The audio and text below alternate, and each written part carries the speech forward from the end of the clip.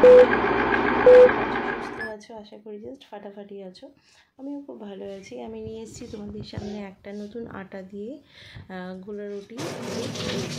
দেখো কী করলাম। প্রথমে আটা নিলাম, তার মধ্যে এই পেঁয়াজ কুচি করে সেই পেঁয়াজগুলোকে আটার মধ্যে দিলাম, সামান্য নুন অ্যাড করলাম। সামান্য বলাটা ভুল, অ্যাকর্ডিং টু টেস্ট, যার যেরকম নেবেন সেরকম। তারপরে একটু সামান্য লঙ্কা গুঁড়ো অ্যাড করলাম, তাতে একটা গোটা ডিম সেটা ফাটিয়ে দিলাম। আমি একটা দিয়েছি, আপনারা চাইলে দুটোও দিতে পারেন, কারণ ডিমটা দিলে ফ্লাফিটা বেশি হয়। এবার সবগুলো দিয়ে সামান্য জল দিয়ে একটা চামচ দিয়ে ভালো করে আমি এটাকে মিক্স করবো। বেশ ভালো করে ফেটাতে হবে, যেন কোনো লাম্পস না থাকে। লাম্পস থাকলে কিন্তু খেতে একটু ভালো লাগবে না, আর জিনিসটা ফুলবেও না। এই জন্য দেখুন আমি ভালো করে হাত দিয়ে না চামচ দিয়ে ভালো করে ঘুরিয়ে মেশাতে হবে। যেরকমভাবে আমি মেশাচ্ছি সেইভাবেই মেশাতে হবে, দেখছেন আপনারা। এইভাবে মেশানোর পর এবার আমি দিলাম কাঁচা লঙ্কাটা আমি অল্পই দিয়েছি, কারণ আমার ছেলে খাবে, যার জন্য ও অত ঝাল খেতে পারে না। আমি একটাই কাঁচা লঙ্কা দিয়েছি, যে যেরকম ঝাল খাবে সে সেরকম দেবে। এরপর আমি অ্যাড করলাম ধনেপাতা কুচি। এটাও যার যার টেস্টের ওপর, আমার ভালো লাগে তাই আমি দিয়েছি। দিয়ে ভালো করে সেটাকে আবার মেশাতে হবে। যত ফাটাবেন জিনিসটা তত ফ্লাফি হবে আর তত থেকে সুস্বাদু হবে কিন্তু।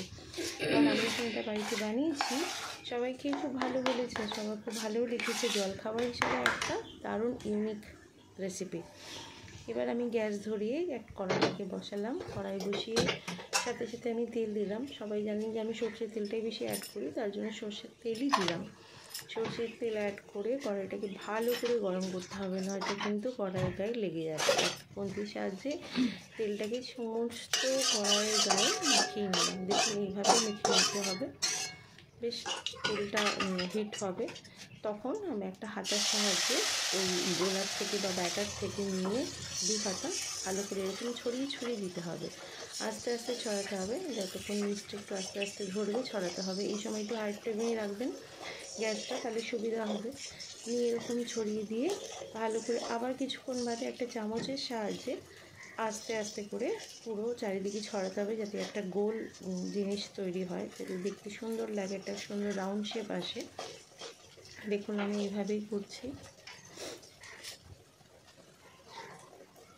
দেখতে পাচ্ছ বন্ধুরা, নিচ থেকে তেলটা পুরো গরম, তার জন্য ফুটছে আর বেশ সুন্দর টকবক করে তেলটা ফুটছে, আর নিচটা বেশ হালকা লালচে হয়ে যাবে, তোমরা দেখবে। এবার পর আমি আস্তে আস্তে একটা চামচ দিয়ে আবার ওপরে কিছু অংশ যেগুলো আছে সেগুলোকে আবার একটু ছড়িয়ে দিলাম, তাহলে গোলা রুটিটা আর একটু বড়ো হয় আর একটু দেখতে সুন্দর লাগে। একটা সুন্দর শেপ আসা তো দরকার, সেই শেপটা আসছে। আর বেশ নিচটা ধরে যাবে, একটু বেশ মুচমুচে হবে। তারপরে জিনিসটাকে আমি উল্টে দেবো, তার জন্য কিছুক্ষণ সময় দিতে হবে। এবার গ্যাসের ফ্লেমটাকে মিডিয়াম করে দিয়েছি আমি।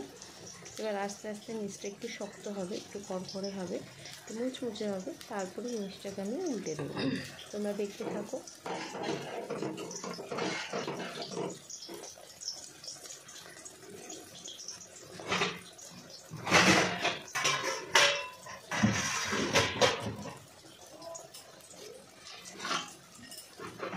কিছুক্ষণ সময় দিতে হবে, যতক্ষণ না নিচটা ভালো করে শক্ত বা মুচমুচে হয়। এবার আমি কী করবো, এটাকে একটা খুন্তির সাহায্যে আস্তে করে উল্টে দেবো। দেখো নিচের দিকটা কি সুন্দর মুচমুচে হয়েছে, কড়কড়ে লাল হয়েছে। এটা যদি একটু না রাখা হয় তাহলে কিন্তু ওইটা ভেঙে যাবে, ওইটা পুরো ভেঙে যাবে আর দেখতেও ভালো লাগবে না, আর ঠিক সেদ্ধ হবে না। এই জন্য মিডিয়াম আছে এটাকে এপিট ওপিট করে ভাজতে হবে। এবার দেখো আবার চেপে ওই দিকটা করে ভাজছি আমি। একটা খুন্তির সাহায্যে ঘুরিয়ে এরকম চেপে ভাজতে হবে, তাতে সুবিধা আছে, গোলা রুটিটা কাঁচা থাকবে না আর খেতেও ভালো লাগবে। আমি একটু তেল নিয়েছি বেশি, আপনারা চাইলে এতটা তেল নাও নিতে পারেন, আপনারা চাইলে অল্প তেলেও করা যায়। সেই রেসিপিও আমি আনবো, যেটাকে তেল লাগে না, বিনা তেলে গোলা রুটিও আমি বানাতে পারি। দেখুন এইভাবে ভাজা করে এপিট ওপিট করে ভাজতে হবে। যদি ভিডিওটা ভালো লেগে থাকে তাহলে লাইক কমেন্ট শেয়ার অবশ্যই করে দেবেন। ভিডিওটা ছেড়ে যাওয়ার আগে একটা লাইক অবশ্যই করে দিয়ে যাবেন। আপনারা পুরো ভিডিওটা স্কিপ না করে দেখবেন প্লিজ। ভিডিওটা দেখার জন্য অনেক ধন্যবাদ। আমি রিনা আবার আসবো একটা নতুন কোনো রেসিপির সাথে, একটা খুব মুখরোচক রেসিপির সাথে আবার আপনাদের সামনে আমি উপস্থিত হবো। থ্যাংক ইউ সো মাচ পুরো ভিডিওটা দেখার জন্য। Thank you.